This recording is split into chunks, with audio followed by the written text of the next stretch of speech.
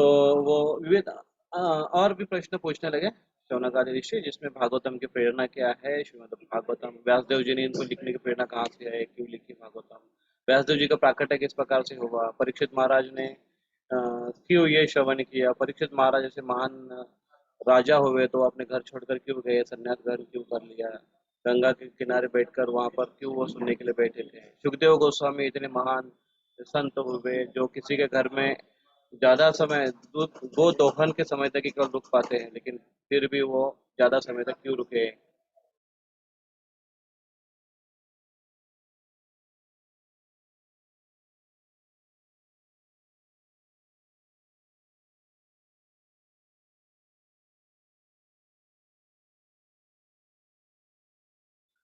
तो वो इतने वैराग्य होने के बाद भी वो उस जगह पर क्यों आए, और वहां पर क्यों वो स्थित हुए, वहां पर बराबर वो कोइंसिडेंस क्या था, परीक्षित महाराज से किस प्रकार से मिले, तो इस प्रकार से विभिन्न प्रकार के प्रश्नों के उन्हें प्रश्न पूछे, और अभी सुत गोस्वामी उसका उत्तर देना प्रारंभ करते हैं। सबसे पहले तो उन्होंने कहा कि बहुत अच्छे प्रश्न है, और एक एक प्रश्न का उत्तर दिया। तो पिछली बार हमने जो चर्चा की जहाँ पर व्यासदेव जी के प्राकट्य के बारे में वर्णन किया था, और व्यासदेव जी कैसे प्रकट हुए। व्यासदेव जी एक युग के तीन प्रहर होते हैं, उसमें संध्यांश तीन प्रहर होते हैं, जिसको विश्वनाथ चक्रवर्ती ठाकुर कहते हैं कि संध्या युग और संध्यांश, ऐसे तीन प्रहर होते हैं। तो वो लास्ट वाले प्रहर, तीसरे प्रहर में, या मतलब संध्या अंश इस प्रहर में वो प्रकट हुए। मतलब अभी द्वापर युग समाप्त होने वाला है और कलयुग प्रारंभ होने वाला है, ऐसे समय पर वो प्रकट हुए। और प्राकट्य उनका किस प्रकार से हुआ, सत्यवती से उनका प्राकट्य हुआ, उनकी माँ थी, और पराशर ऋषि, ये दोनों का संयोग हुआ, और उनसे वो पुत्र के रूप में प्राप्त हुए। और जैसे ही वो तब प्रकट हुए व्यासदेव जी, वैसे वो तुरंत तपस्या करने के लिए निकल गए। उनकी और डिटेल स्टोरी है, आप उसके बारे में जानते होंगे। और वो तपस्या करने के लिए गए, और अपने माँ को आश्वासन किया उन्होंने कि जब भी आपको आवश्यकता हो आप आकर हमें मेरा स्मरण करिए, मैं वहां पर प्रकट हो जाऊँ। और वो तब तपस्या करने के लिए हिमालय में चले। तो अभी जब भागवतम लिखने का जब समय हुआ, भागवतम का प्राकट्य का जब समय हुआ, तो अ, व्यासदेव जी गंगा के किनारे बद्रिकाश्रम में निवास करते हैं, और शम्याप्राश नाम के वो एक स्थान है, एक आश्रम है, वहां पर वो निवास करते हैं, सरस्वती नदी के तट पर वो वहां पर बैठे विराजमान। और फिर वहां पर वो बैठकर ध्यान करने लगे। क्यों, क्योंकि कलयुग के लिए कुछ विशेष वो उनको प्रदान करना था। कलयुग की चीज लोगों के लिए कुछ चीज अगर उनको प्रदान करनी है, तो उसलिए वो पहले उसके बारे में मेडिटेट कर रहे हैं, वो बैठ गए, ऐसा वर्णन आता है। तो बलदेव विद्याभूषण कहते हैं कि बैठ गए मतलब क्या। तो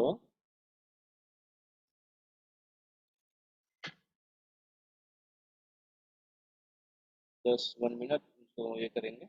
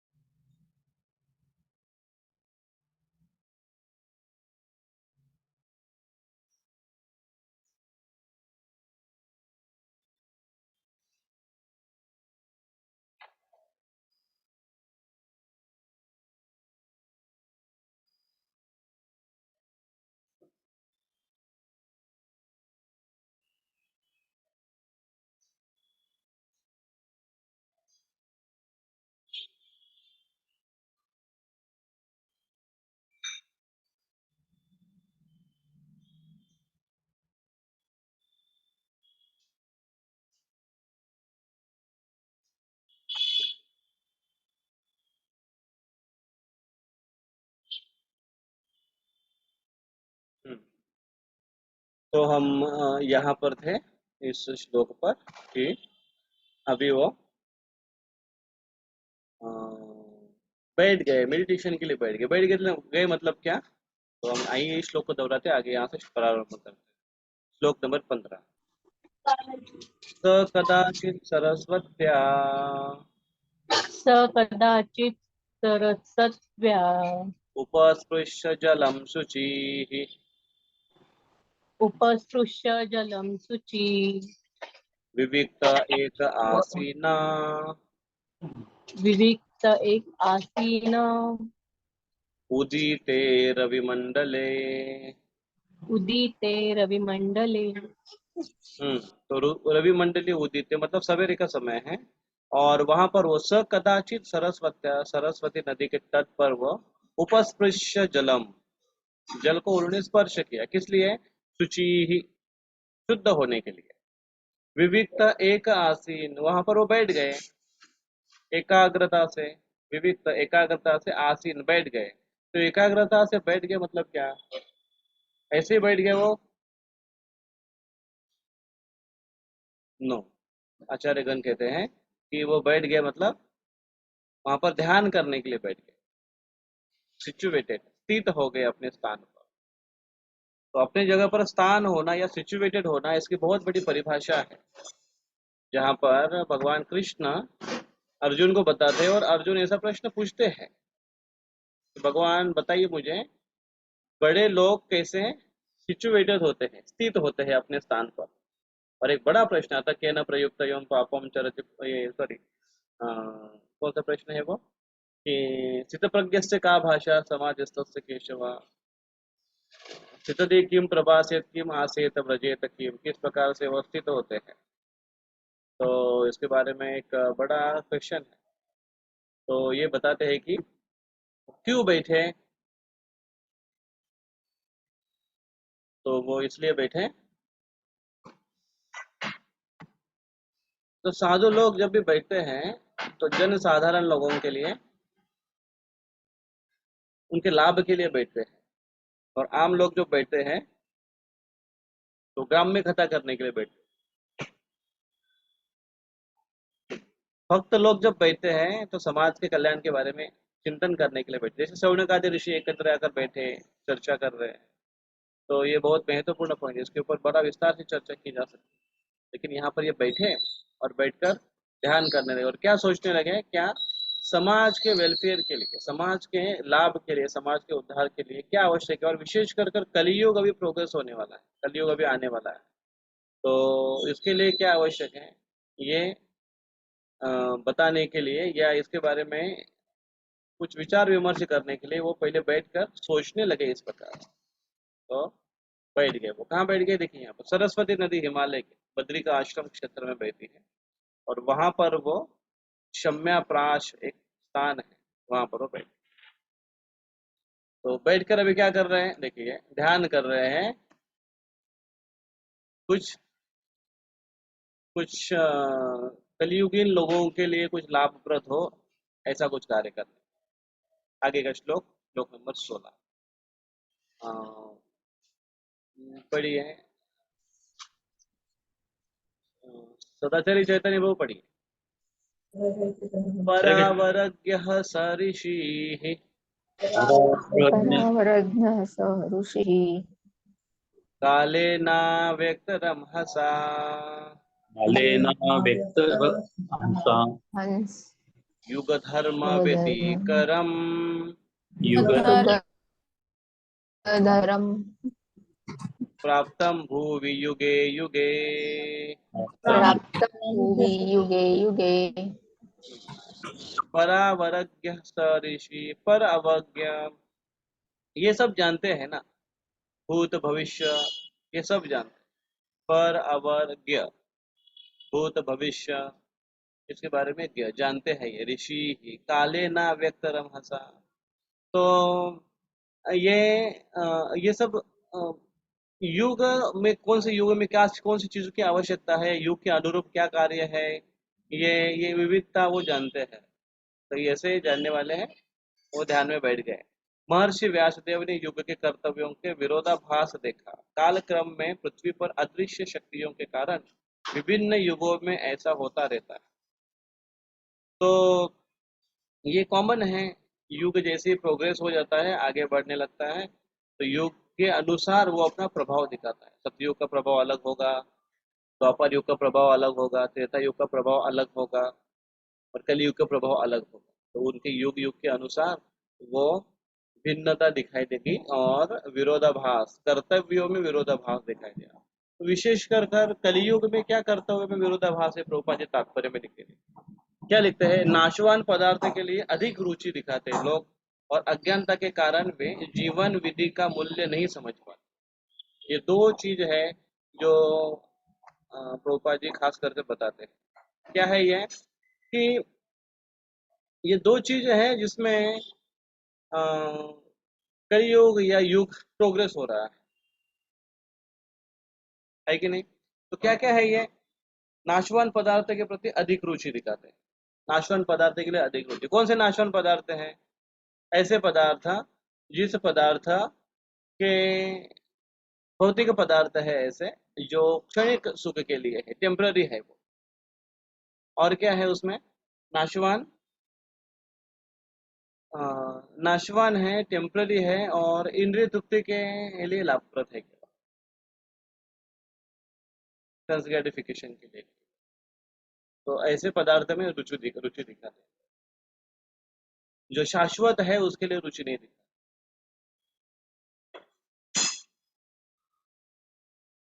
और किस किस चीजों के लिए? जीवन विधि का मूल्य नहीं समझ पाते। तो जीवन विधि का क्या मूल्य है? जीवन विधि का मूल्य क्या है? हमारा जीवन मूल्यवान है।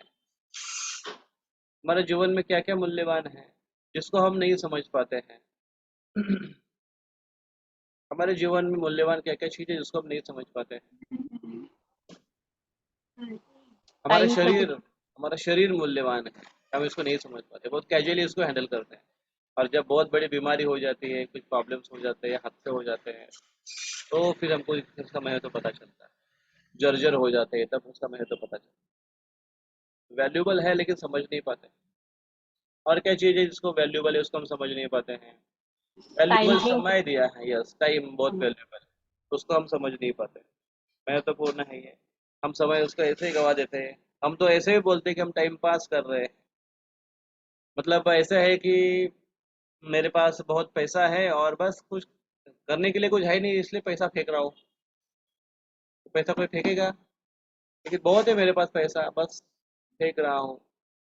उसी प्रकार से टाइम हमारे पास बहुत है तो मैं पास कर रहा हूँ, टाइम पास कर रहा हूँ। तो वैल्यूबल समय है, उसको हम इस प्रकार से गवा रहे हैं। और क्या है हमारे पास वैल्यूबल? बुद्धि। हाँ, बुद्धि वैल्यूबल है। क्या कर रहे हैं उसका?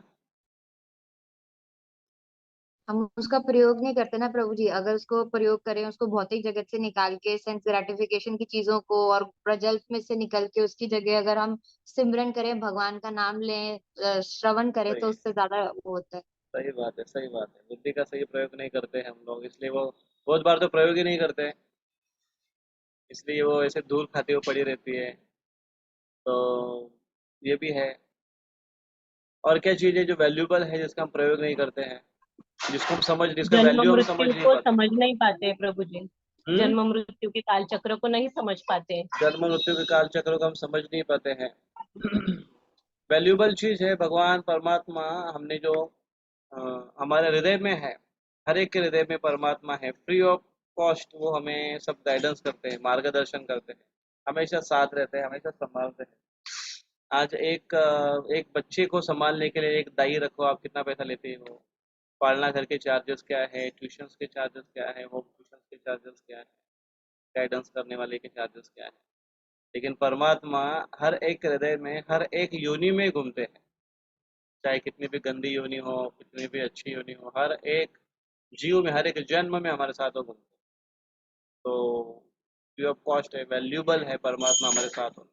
उसको हम कैजुअली ले लेते हैं, उसको हम, उसका वैल्यू हम समझ नहीं पाते हैं। और क्या है हमारे पास वैल्यूबल? भगवान खुद होकर आते हैं। भगवान का डायरेक्ट आना यहाँ पर बहुत बड़ा वैल्यूबल चीज़ है, कोई साधारण चीज़ नहीं। तो उसको हम चीपली ले लेते हैं, उनके अवतारों को चीपली ले लेते हैं।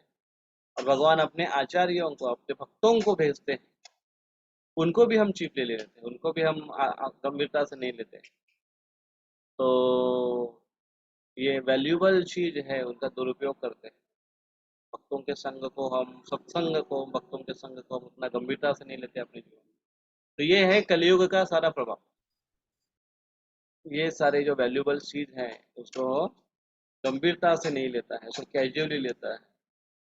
और ऐसा होने के कारण क्या होता है, वो अपना अवसर गवा देता है।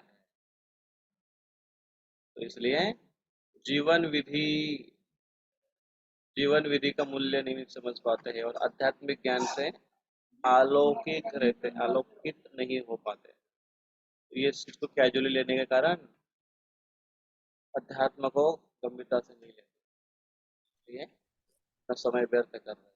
आगे का श्लोक कौन कहेगा? फिर के मतलब ये पढ़िए। भौतिकानां च भावानां भौतिकानां च भावानां शक्तिरासं च तत्कृतम् शक्तिरासं च तत्कृतं श्रद्धानां सत्त्वान्दो अश्रद्धा अलग है ना प्रभु जी यहाँ पे। अश्रद्धानां निसत्त्वानां अश्रद्धाधानि सत्त्वानां दुर्मेधान् नियत आयुषः दुर्मेधान् हितायुषः दुर्भगांश्च जनान् वीक्ष दुर्भगांश्च जनान् वीक्ष मुनिर्दिव्येन चक्षुषा मुनिर्दिव्येन चक्षुषा सर्ववर्णाश्रमाणां यत् सर्ववर्णाश्रमाणां यत् अध्योहितममोददृक्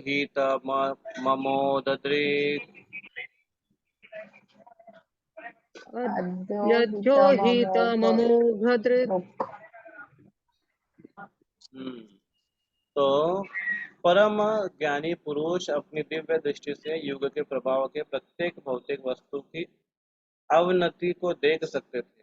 वे यह भी देख सकते थे कि श्रद्धा विहीन व्यक्तियों की आयु क्षीण हो गई और वे सच्च गुण के अभाव के कारण अधीर रहेंगे। इस प्रकार उन्होंने समस्त वर्णों तथा आश्रमों के लोगों के कल्याण पर विचार किया। तो ये अभी सब मेडिटेशन में है व्यासदेव, और वो इस प्रकार से सोच रहे, ध्यान कर रहे इसको। परम ज्ञानी ऋषि अपनी दिव्य दृष्टि से युग के प्रभाव के प्रत्येक भौतिक वस्तु के अवनति को देख सकते। वे यह भी देख सकते थे कि श्रद्धाविहीन व्यक्तियों की आयु क्षीण हो रही होगी और सच्च गुण मतलब सत्व गुण के अभाव के कारण अधीर रहेंगे। सत्व गुण के कारण अभाव, सत्व गुण में व्यक्ति धीर रहता है, गंभीर रहता है। लेकिन सत्व गुण न होने के कारण रजो और तमोगुण से व्यक्ति अधीर हो जाता है, कोई कार्य करने के लिए उतावला हो जाता है, आयु उसकी क्षीण हो जाएगी। तो इस प्रकार उन्होंने समस्त वर्णों तथा आश्रमों के लोगों के कल्याण पर विचार, ऐसे वो सोच रहे। और प्रभुपाद जी उसके गुणों के बारे में बताते हैं कि किस प्रकार से कलयुग के गुण, उसकी शक्ति क्षय हो रही है और उसका कनेक्शन वो ये बता रहे हैं कि एक जगह पर, और यहाँ पर भी बता रहे हैं, देखिए यहाँ पर महर्षि व्यासदेव अपनी दिव्य दृष्टि से देख सके जिस प्रकार कोई ज्योतिष मनुष्य के भाग्य को देख सकता है या ज्योतिर्विद चंद्र तथा सूर्य की भविष्यवाणी कर सकता है, उसी प्रकार शास्त्रों के भीतर झाक मुक्तात्मा सारे मानव। हाँ, उसके पहले देखिए यहाँ पर लोगों के अंदर ये क्यों ये बातें आई है कलयुग में लोगों के अंदर। यहाँ पर प्रभुपाद जी सुंदर कनेक्शन बता देते कि काल की अप्रकट शक्तियां इतनी प्रबल होती है कि वे सारे पदार्थों को समय आने पर विस्मृति के गर्भ में डाल देती है। युग चक्र के अंतिम युग कलयुग के समय के प्रभाव से सारी भौतिक वस्तुओं की शक्ति का क्षय हो जाता है। इस युग में ये देखिए यहाँ पर बताते, यहाँ से देखिए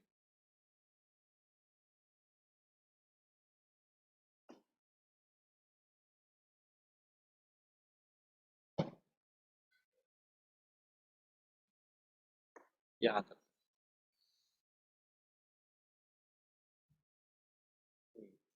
कोई पढ़ी इसको? सत्यजा वो पढ़ी है। इस युग में जन सामान्य की आयु काफी घट जाती है और उसी प्रकार से स्मरण शक्ति भी पदार्थ की क्रिया की भी उतनी प्रेरणा नहीं रह पाती। धरती भी बीती युगों के भांति उसी परिमाण परिमाण में अन्य उत्पन्न नहीं कर पाती। गाय भी पूर्व युगों की भांति दूध नहीं देती। शाकों तथा फलों का भी उत्पादन पहले से कम हो जाता है। इस प्रकार सारे जीव, चाहे मनुष्य हो या पशु, प्रचुर मात्रा में पौष्टिक भोजन नहीं पाते। जीवन की, प्रभु जी ये ऊपर करना पड़ेगा।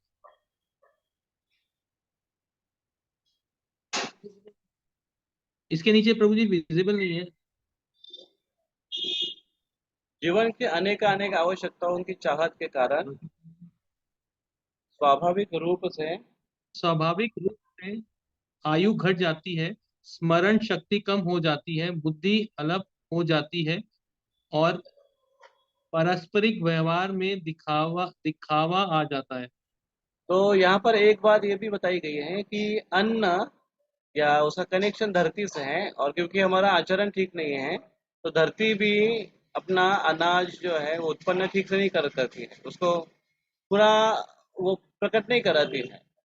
और वो ठीक से नहीं होने के कारण, गाय दूध ठीक से नहीं देने के कारण उसको उसका अन्न जो है वो पौष्टिक नहीं होता है पहले के जो जो आवश्यक है उसके शरीर में, प्रचुर मात्रा में नहीं है, और उसका जीवनी पर परिणाम हो जाता है।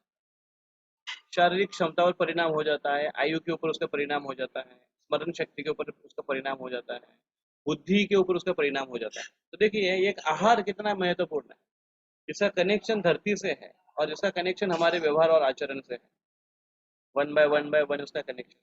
और वो एक के बाद एक के बाद एक के बाद एक कनेक्शन होने के कारण फिर उसकी आयु घट जाती है, स्मरण शक्ति कम हो जाती है और अल्प बुद्धि के कारण वो व्यवहार में दिखावा ज़्यादा करने लगते हैं। तो इस प्रकार से उसके अंदर ये सारे गुण अवगुण आ जाते हैं। तो कहाँ से कनेक्शन लाया है? उसकी बुद्धिमत्ता और उसकी क्रियाशीलता, उसकी सोच, उसकी भावना उस व्यक्ति की जब बिगड़ जाती है युग के प्रभाव के कारण, तो फिर प्रकृति भी तो एक है कि हमारी ये सूक्ष्म ये हमारी अपनी जो प्रकृति है वो जब बदल जाती है तो जो बड़ी प्रकृति है हमारे सामने, जो प्रकृति निसर्ग की जो प्रकृति है, वो प्रकृति भी उसके साथ उसी प्रकार से रेसिप्रोकेशन करती है। तो जैसे अभी आज प्रकृति रूठी हुई है, केवल हवा ही चल रही है ना, बारिश का ठिकाना है नहीं। सब लोग बारिश बारिश कब होगी, बारिश कब होगी, इसके बारे में सब लोग सोच रहे हैं। गर्मी के मारे सब लोग परेशान हैं। अब पंखे भी काम नहीं कर रहे हैं, कूलर के सामने बैठे, लेकिन पानी का ठिकाना नहीं है। और एसी बस लाइट कभी कभी नहीं रहती है या फिर बिजली बहुत कटती है, और एसी और गर्मी बढ़ाती है बाहर वालों को। तो ये प्रकृति, हमारी इस प्रकृति का प्रभाव बाहर की प्रकृति पर है, क्योंकि जनसाधारण लोग केवल स्वार्थी प्रवृत्ति के कारण इस प्रकार से आचरण कर रहे हैं। तो ये बहुत कनेक्शन रूपा जी उसको बताते हैं इस प्रकार से, और ये इसका सारा सबका दर्शन व्यास देव जी अपने मेडिटेशन में करते हैं। वो करने के बाद वो क्या करे देखो, तो उन्होंने देखा और फिर उन्होंने कुछ उन्होंने प्रयोजन किया, योजनाएं की। देखिए अभी व्यासदेव जी क्या करते हैं, इस श्लोक को दोहराइए। वंदना सिंह माता दोहराइए इस श्लोक।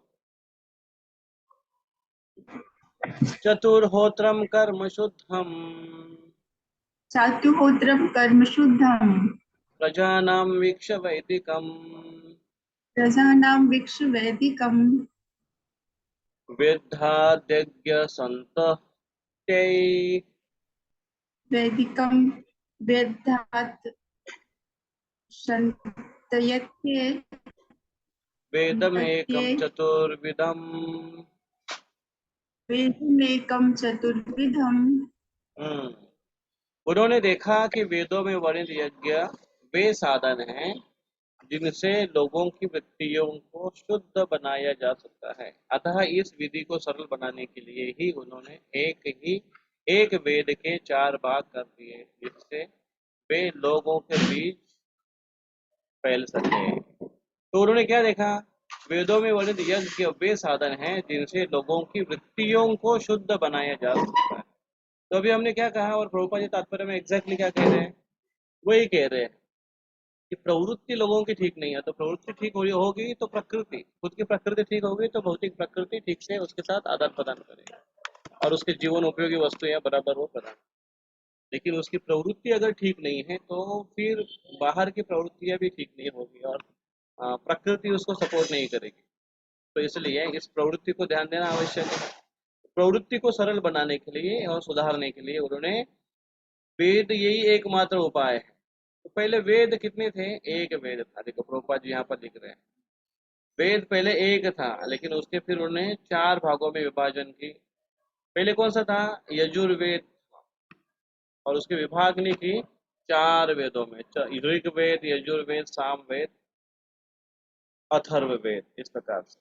और फिर इनके अलावा उन्होंने पुराण, महाभारत, संहिताएं जो 5वां वेद कहलाती है उनकी उन्होंने रचना। और विशेष कर प्रभुपाद जी कहते हैं कलयुग में पतित जीवों के उद्धार के लिए उन्होंने पुराणों की रचना की है, और जिसमें श्रीमद् भागवतम में बहुत ही विशेष महापुराण आ जाता है। इस प्रकार से अ,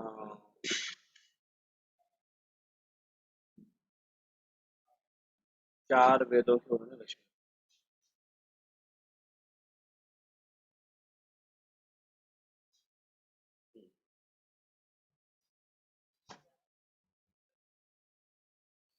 देखिए यहाँ पर चतुर्होत्रम कर्म शुद्धम प्रजानाम वीक्ष वैदिक। चतुर्होत्रम, चतुर 4, होत्र मतलब यज्ञ की अग्नियां हैं, 4 अग्नियां होती हैं होत्र। तो गोपा जी सरल सरल लिखते हैं कि 4 भागों में इसको विभाजन की। विश्वनाथ चक्रवर्ती ठाकुर इसको और एलाबरेटली विस्तार से बताते हैं कि ये चतुर्होत्रम क्या है। तो एक्चुअली ये यज्ञ के 4 विभाग और 4 व्यक्ति होते हैं जो यज्ञ संपन्न करने के लिए जिसकी आवश्यकता होती है, इसको प्रीस्ट कहते हैं। और 4 प्रीस्ट कौन से हैं, एक होत्र जिसको होता कहते हैं या होत्र कहते हैं, दूसरा होता है उद्गाता, तीसरा होता है अध्वर्यु, और चौथा होता है ब्रह्मा या उसको ब्राह्मण कहते हैं। ये 4 होते हैं, लेकिन चारों में विशेषता एक है कि होता है, होता है मतलब होत्र जो है वो ऋग्वेद के उद्गाता होते हैं, रिसाइटर होते हैं। और विशेष कर जो यज्ञ में आहुति डाली जाती है तो ये आहुति डालने वाले होते हैं, उनको होता कहते हैं। तो होता ऋग्वेद के श्लोकों का उच्चारण करने वाले होते हैं, और ऑब्लेशन जो आहुतियां है वो डालने के लिए वो उनका विशेष कार्य होता है। उद्गाता होते हैं, उद्गाता मतलब जो साम वेद के मंत्र उच्चारण करने वाले होते हैं, और जो यज्ञ चल रहे हैं अभी, होता यज्ञ उच्चारण कर रहे हैं और आहुतियां डाल रहे हैं, तो ये उच्चारण करते समय अगर कुछ गड़बड़ हो गई या कभी अगर कुछ गलतियां हो गई या प्रोनाउंसिएशन में कभी कुछ प्रॉब्लम आया, क्योंकि आगे चलकर जो ब्रह्मा है या ब्राह्मण जो है जो वेदों का उच्चारण करते हैं और इनको ये सुपरविजन का कार्य करते हैं, सुपरवाइजर के जैसे कार्य करते हैं, इस वेदों का उच्चारण करते हैं और अथर्व वेदों के श्लोकों का वो उच्चारण करते हैं। उनको सारे वेदों के बारे में, चारों वेदों के बारे में जानकारी होती है। और जो होता जो श्लोक उच्चारण कर रहे हैं और ओब्लेशन कर रहे हैं, उनके जो रिसाइटेशंस है वो ठीक प्रोनाउंसिएशन में हो रहे कि नहीं, और एक एक मेलोडी में, एक स्वर में हो रही कि नहीं, वो बहुत महत्वपूर्ण है। वो देखते हैं ब्राह्मण, एक स्वर में हो रहे कि नहीं वो देखते हैं। तो होता है, होत्र है, वो श्लोकों का, ऋग्वेद श्लोकों का उच्चारण करते हैं और आहुतियां डालते हैं। और जो उद्गाता है वो सामवेद का उच्चारण करते हैं, और जो उच्चारण करते समय कोई अगर गलतियां हो रही हैं तो वो सामवेद के श्लोकों का उच्चारण कर कर उसको उस गलतियों को नलिफाई करने के लिए, उसको मिटाने के लिए वो कुछ मंत्रों का उच्चारण करते हैं। वो उद्गाता होते हैं। और अर्ध और अध्वर्यु होते हैं। अध्वर्यु, होता, उद्गाता, अध्वर्यु और ब्रह्म। तो अध्वर्यु होते हैं, वो अध्वर्यु यज्ञ के लिए जो जो सामग्री की आवश्यकता होती है इनका सुपरविजन करते हैं और उसको बराबर वो अपनी जगह पर है कि नहीं है, सारी सामग्रियां लाई गई कि नहीं है, ये सब कार्य वो करते हैं, वो देखते हैं। क्या क्या लगता है यज्ञ के लिए? एक यज्ञ के लिए क्या क्या चीजों की आवश्यकता होती है? घी लगता है प्रभु जी। सबसे पहले तो यज्ञ वेदी चाहिए, ऑल्टर। ऑल्टर, फिर यज्ञ जलाने घी, के लिए, लकड़ी, फिर घी, लकड़ी, औषधि सुमेधा, वनस्पति, मेथा बोलते हैं उसको, ग्रेन्स लगते हैं, फल फल, लगते हैं, फूल विशेष प्रकार के लगते हैं। फिर वो जगह का निर्धारण डिसाइड करना कौन सी जगह पर होनी चाहिए। ये सारे सारे चीजों का अ, जो ये सारे चीज जो होती हैं उसके बारे में देख रेख कौन करते हैं? अध्वर्यु करते हैं, जो भी चीजों की आवश्यकता होती है। और फिर अंत में ब्रह्मा है, वो सारी चीजों को सुपरविजन करते हैं, सब चीज बराबर चल रही कि नहीं, मेलोडीज में सब चल रहा है कि नहीं, ऐसे। और वो अथर्व वेद, इनके 9 वर्ष होते हैं, जानने वाले होते हैं, अथर्व वेदों का उच्चारण करते हैं। तो इस प्रकार से इन श्लोकों का उच्चारण, 4 वेदों के 4 उद्गाता होते हैं, 4 पृष्ठ होते हैं जो यज्ञ को संपन्न करने के लिए आते हैं। और इसका क्यों आवश्यक है, इसकी आवश्यकता क्यों है? इसकी आवश्यकता इसलिए है कि क्योंकि यज्ञ अगर संपन्न नहीं करेंगे तो लोगों की प्रवृत्तियां ठीक नहीं होगी। और लोगों की प्रवृत्तियां ठीक करने के लिए वेदों का अध्ययन करना, वेदों का आश्रय लेना के लिए बहुत महत्वपूर्ण है। क्यों? क्योंकि वेद एक ग्रेजुअल प्रोसेस है व्यक्तियों को भगवान तक लाने के लिए। और प्रभुपाद जी कहते हैं कि 4 वेदों का निर्माण किया, लेकिन बाद में उन्होंने पंचम वेद को भी निर्माण किया। पंचम वेद में क्या क्या आते हैं? इतिहास, एक श्लोक आता है सुंदर कि इतिहास, महाभारत वो भी इतिहास में आते हैं, पुराण, इतिहास, ये भी पंचम वेद इनको कहा गया। अभी बताएंगे वो कि किस किस को कौन सा वेदों की जिम्मेदारी दी, और फिर वो आगे चलकर उनको आगे फैलाने के लिए कहा व्यासदेव जी ने उनके शिष्यों। और ये देखिए यहाँ पर इतिहास पुराण के बारे में आता है, ये श्लोक बहुत इंपॉर्टेंट है, इसको याद करेंगे तो अच्छा। ऋग यजु साम अथर्वाख्याः।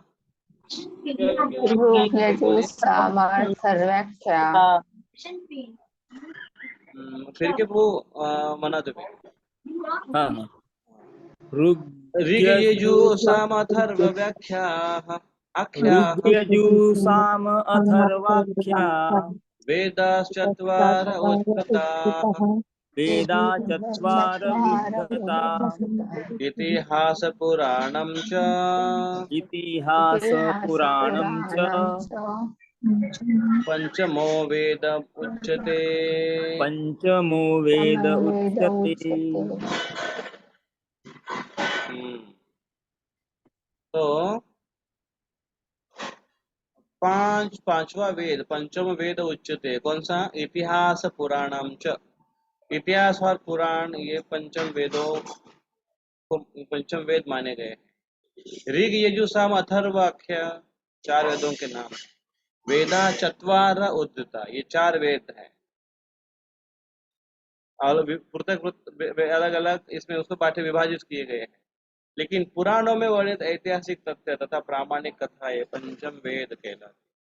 तो इतिहास पुराण, तो कोई कोई लोग इसको आपको बोलेंगे कि वेद ही, जैसे कुछ लोग ऐसे आर्गुमेंट करते हैं।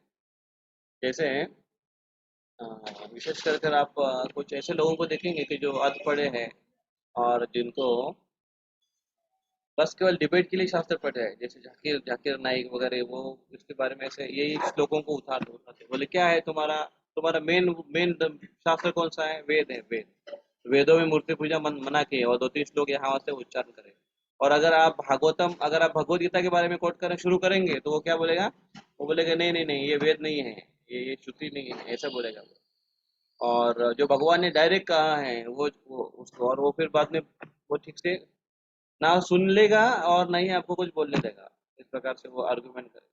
तो हमको ये ज्ञात होना चाहिए कि ये श्लोक हमको याद होना चाहिए, ताकि हम तुरंत उसको बोल सकें कि देखो, वेद पंचमो वेद है, इतिहास पुराणम च पंचमो वेद, पांचवा वेद कहलाता है। तो इतिहास में क्या क्या आता है? रामायण महाभारत आते हैं। और पुराणों में 18 पुराण आते हैं। 18 पुराणों में 6 ऐसे विभाग नहीं है। 6 सतोगुण के लोगों के लिए, 6 रजोगुण के लोगों के लिए और 6 तमोगुण के लोगों के लिए। तो तमोगुण के लोगों के लिए मतलब क्या? तमोगुण वाला व्यक्ति सतोगुण वाला नहीं पढ़ सकता है क्या? पढ़ सकता है वो, लेकिन पढ़ेगा नहीं, उसको पसंद नहीं आएगा, मजा नहीं आएगा। जैसे देखिए, म्यूजिक भी 3 गुणों में रहती है। कुछ लोगों को ऐसा डब्बा डांस अच्छा लगता है। डब्बा जानते हैं आप? डब्बा डांस क्या होता है? ऐसे डब्बे डब डब डब डब करते रहते हैं। और कुछ ऐसे गाने रहते हैं कि जो जिससे बड़ा आनंद रहता है। वो गाना ऐसा रहता है कि बस एकदम अलग ही रहता है, फूगे गया ऐसे। तो उसमें इतना नाचेंगे, इतना मजा आएगा उनको।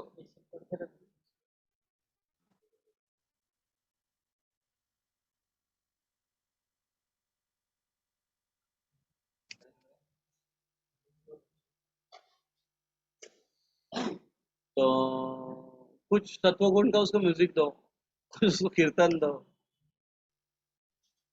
वो पल्ले नहीं पड़ेगा। कभी कभी तो कीर्तन में भी अगर आप बैठेंगे, देखेंगे आप, तो प्रैक्टिस नहीं है या कुछ वो मूड नहीं है, एकदम साइलेंस अगर कोई कीर्तन हो, हरे कृष्णा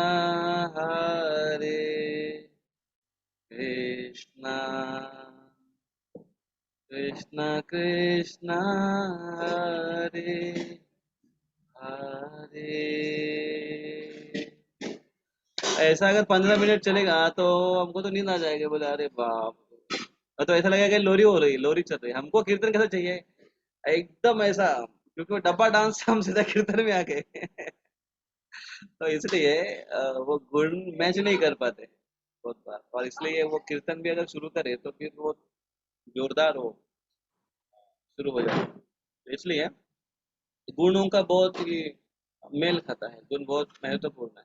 तो सत्व गुण के जो है, जो भागवतम जो है, वो व्यक्तियों को 3 गुणों से परे लेकर जाता है श्रीमद् भागवत। क्योंकि सारे शास्त्रों को, पुराणों को लिखने के बाद भागवतम की रचना। तो जैसे तो 18 पुराण हैं, और इतिहास और महाभारत, इतिहास में महाभारत और रामायण ये इतिहास में आते हैं।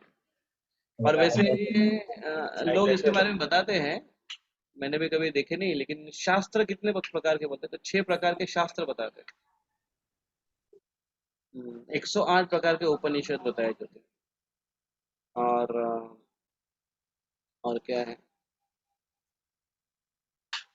6 शास्त्र, 18 पुराण, 108 उपनिषद, 4 वेद, और इतिहास रामायण महाभारत, और हमारे लिए भगवत गीता भागवतम 18 स्कंद, और चैतन्य चरितामृत ऐसे ऐसे, और भक्ति रसामृत सिंधु ऐसे कर। तो रूपा जी ने विशेष कर इतिहास और रामायण महाभारत और पुराण, ये पंचम वेद की तुलना की गई है। अगला श्लोक।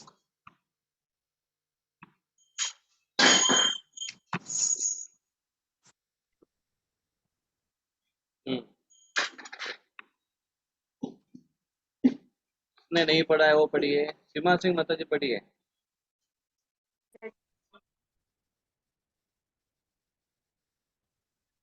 तत्र ऋग्वेदधरः पैलः तत्र ऋग्वेदधरा फैला, सामगो जैमिनिः कविः सामगः जैमिनिः कवि, वैशम्पायन एवैको वैशंपायन एवेक निष्णातो यजुषामुत। निष्णातः यजुषामः उतः। तो अभी देखिए यहाँ पर विभाग ने कैसे कैसे की और किसको किसको उसके आचार्य बनाए गए उस वेद के, इसके बारे में बताएंगे आगे। वेदों के 4 खंड में विभाजित होने के बाद पहले ऋषि ऋग्वेद के आचार्य बने और जैमिनी सामवेद के, यजुर्वेद के कारण एकमात्र वैशंपायन यशस्वी हुए। तो विविध आचार्यों का विविध भेजा है,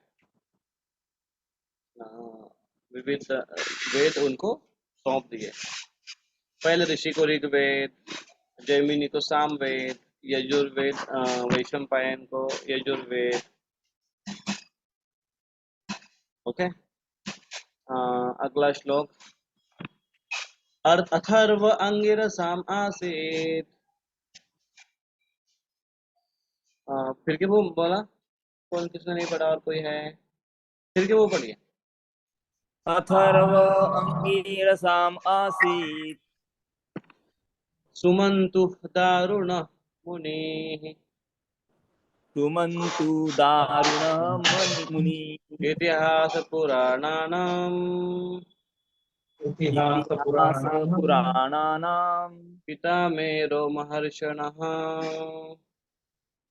पितामेरो महर्षणः। वो अपने पिता के बारे में बता रहे हैं। रोमहर्षण उनके पिता है, तो उन्होंने भी एक लिया। अत्यंत अनुरक्त रहने वाले सुमंतु मुनि अंगिरा को अथर्ववेद सौंपा। अंगिरा को अथर्ववेद सौंपा और मेरे पिता रोमहर्षण को पुराण तथा इतिहास सौंपे गए। तो देखिए, जो पहले जो एक प्रश्न पूछा गया था कि आप वेदों में इतने अच्छे नहीं हो लेकिन आप पुराणों के बारे में बहुत अच्छा बोल सकते हैं, आप हमको भागवत सुनाइए, ऐसा तो एक बार ऋषि मुनि ने बोला था ना। तो यहाँ पर वो बता रहे हैं कि मेरे पिता को पुराण और इतिहास सौंपे गए, इसलिए वो पुराणों में बड़े एक्सपर्ट है। और पुराणों में आता है श्रीमद् भागवत पुराण। ओके, रुक्मिणी में माता जी पढ़ी है। ते एते ऋषयः वेदम् वेदं स्वं स्वं व्यस्यन्नेकधा स्वं स्वं व्यस्यन् अनेकथा शिष्यै प्रशिष्यै तत्शिष्यैः शिष्ये प्रशिष्ये तत्शिष्ये वेदाः त्याखिनः अभवन्। वेदा शाखिना अभवन्।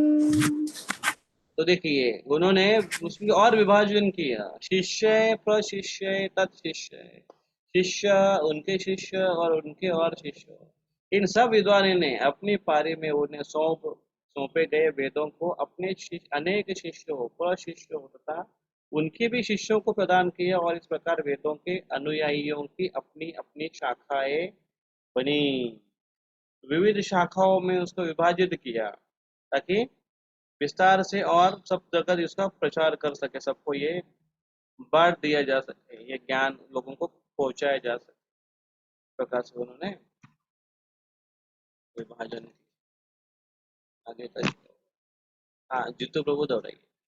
त एव वेदा दुर्मेधे त एव वेदा दुर्मेधे धार्यन्ते पुरुषैर्यथा धार्यन्ते पुरुषैर्यथा एवं चकार भगवान् एवं चकार भगवान् व्यासः कृपणवत्सलः।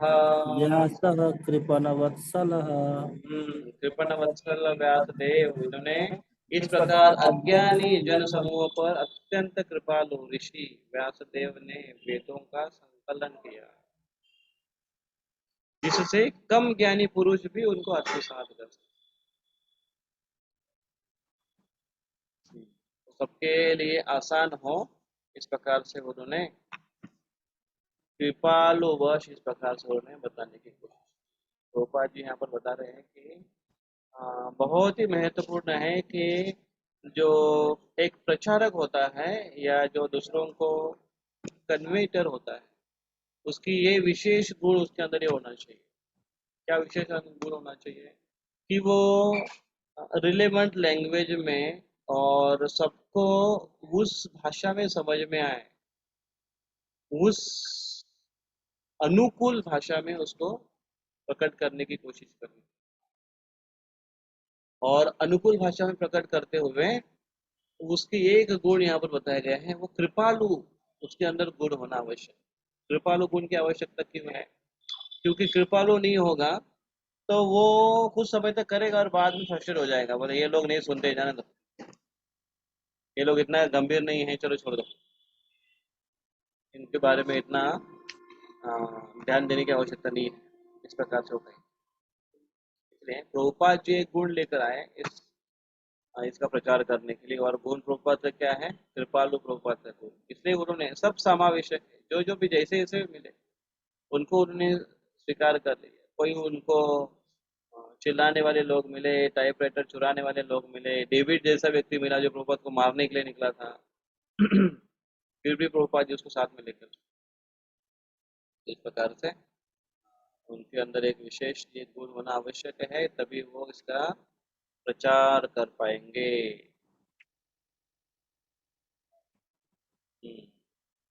अभी ये हम एक लास्ट श्लोक लेंगे कि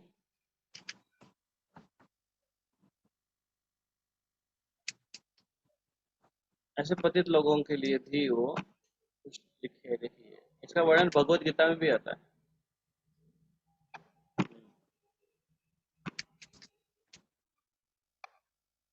कौन पढ़ेगा? पूरी के माता जी पढ़िए।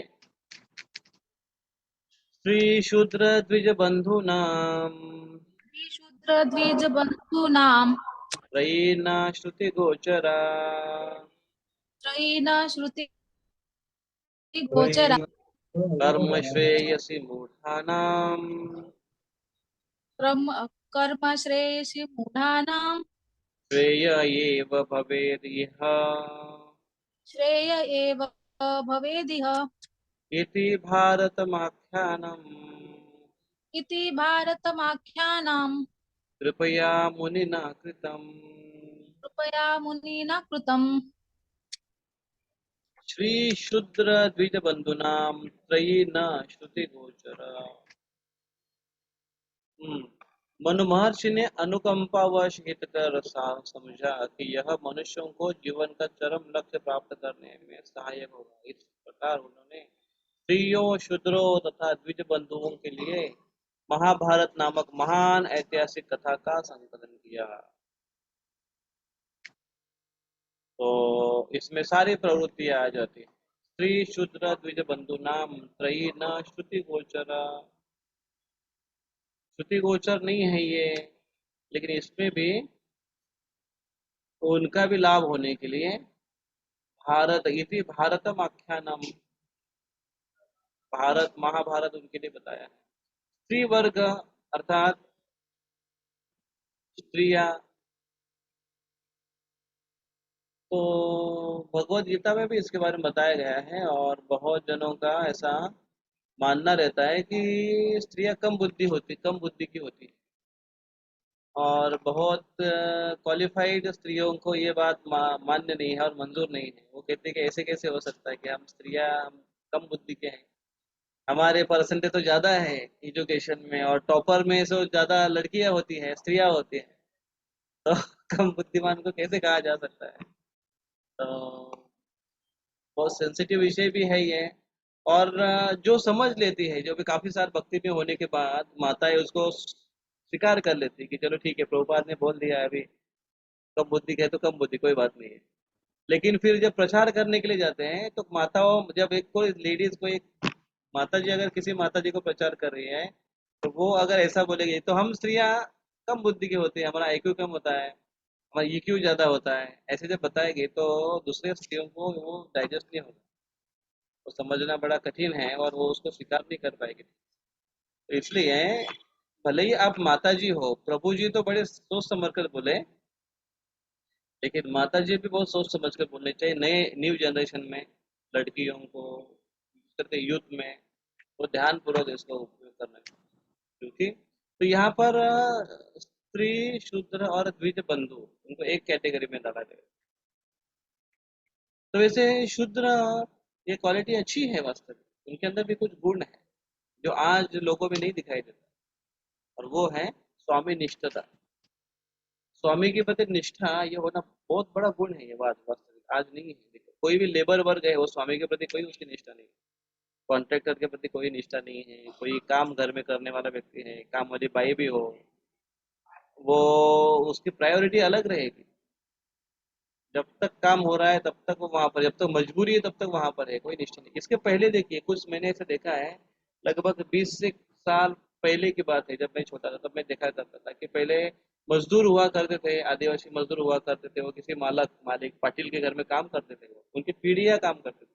और पाटिल भी जो होता है मालिक उसका, वो उस व्यक्ति का, गड़ी बोलते हैं उसको, उसके सारे वो ख्याल करता था, सारी चिंता करता था। उसके घर में अगर कुछ प्रॉब्लम है, घर में बच्चा भी हुआ तो उसके लिए वो नए कपड़े लेकर जाएगा, उसका विवाह तक करने के लिए वो मदद करता है, लड़की उसके लिए ढूंढ ढूंढ के लाएगा, उसके लिए विवाह करेगा, उसका विवाह के लिए खर्चा पूरा उठाएगा मालिक।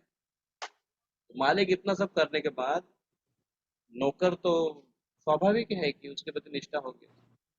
लेकिन आज वैसे बता ना, मालिक वैसे बचा है ना नौकर वैसे, तो वास्तविक शूद्रों से भी ज्यादा पतन हुआ है, तो कोई कह नहीं सकते। और द्विज बंधु मतलब, द्विज मतलब ब्राह्मण, लेकिन जो केवल नाम के ब्राह्मण है, और धागे धारी ब्राह्मण जो केवल धागा को धारण करते हैं, 5 गोपाल कैसे कि 5 पैसे का धागा, 5 पैसे का ब्राह्मण प्रोपा जी, तो कोई विधि नियमों का पालन नहीं करता है, और किसी प्रकार का ब्राह्मण का गुण नहीं उसके अंदर, पान तंबाकू चबाते रहता है, और कोई कर्म नहीं, गुण भी नहीं है और कर्म भी नहीं है, ऐसे ब्राह्मण बचे। तो ऐसे हैं, ऐसे लोगों के लिए जो कुछ नहीं समझ पाते हैं, उनके लिए महाभारत की रचना।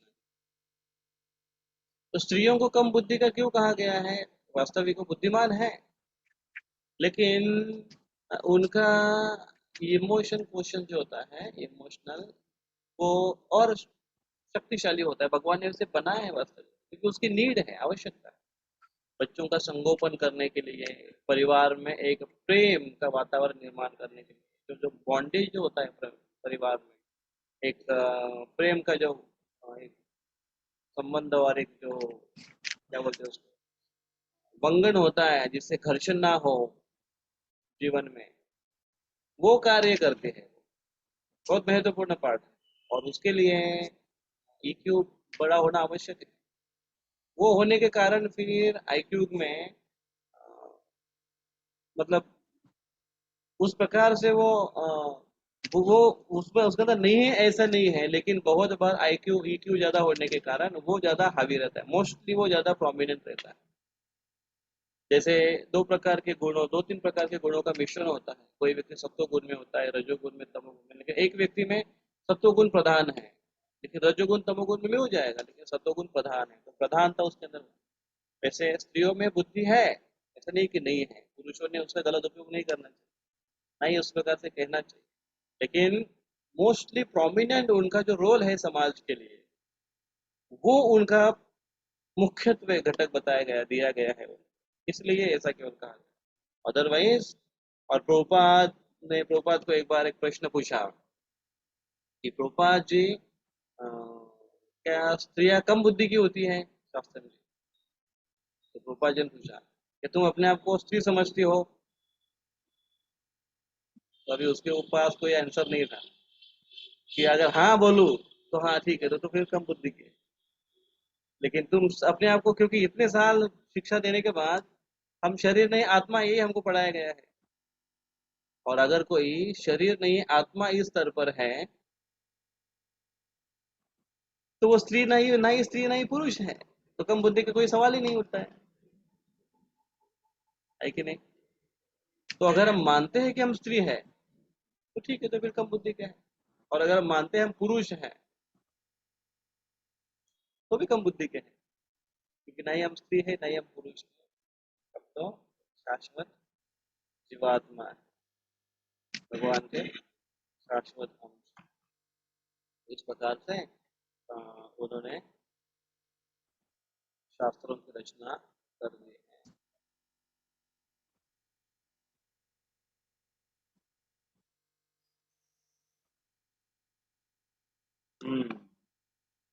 अभी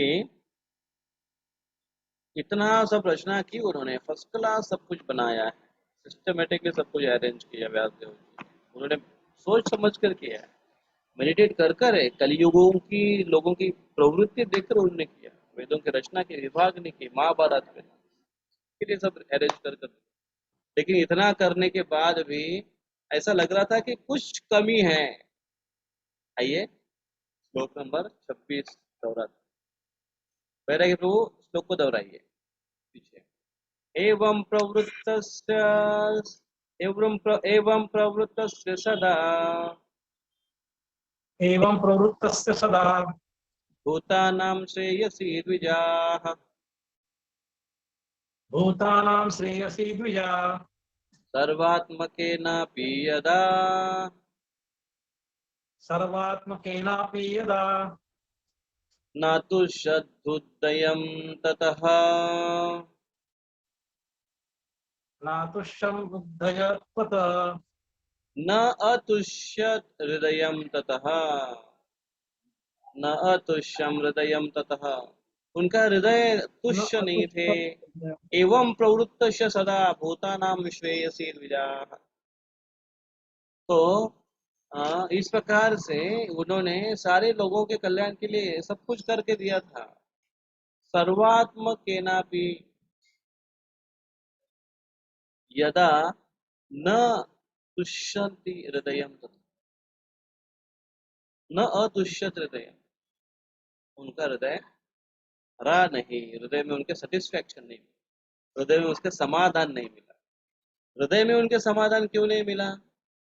इतना सामाजिक सोशल वेलफेयर करने के बाद, सामाजिक घटनाएं, सामाजिक बातें करने के बाद, समाज के लिए इतना समाज कल्याण के लिए कार्य करने के बाद भी उतना संतुष्ट, केवल भौतिक स्तर पर नहीं समाज कल्याण, लेकिन आध्यात्मिक स्तर पर भी वेदों की रचना, ये सब क्यों वो असंतुष्ट रहे और उसके लिए क्या उपाय है, क्या करना चाहिए संतुष्ट होने के लिए, और उन्होंने क्या किया, इसके बारे में और विस्तार से चर्चा आएगी अगले पर चर्चा करेंगे कल रविवार सवेरे 8 बजे। कोई प्रश्न किसी का यहाँ पर